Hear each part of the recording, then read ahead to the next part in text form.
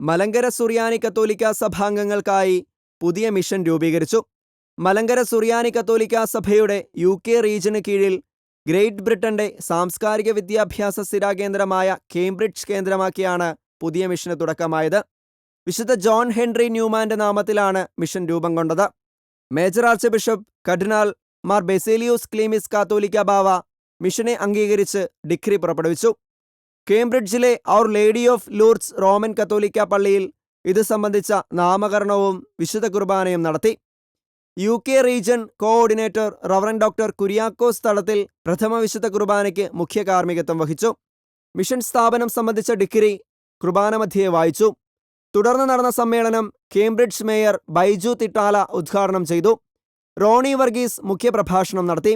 Reverend doctor Kuriakose തടത്തിൽ, father Aluvila, Pradeep Mathew തുടങ്ങിയവർ പ്രസംഗിച്ചു. കേംബ്രിഡ്ജ് ഉൾപ്പെടെ 23 മിഷനുകളാണ് മലങ്കര സുറിയാനി കത്തോലിക്കാ സഭയ്ക്ക് UK യിലുള്ളത്.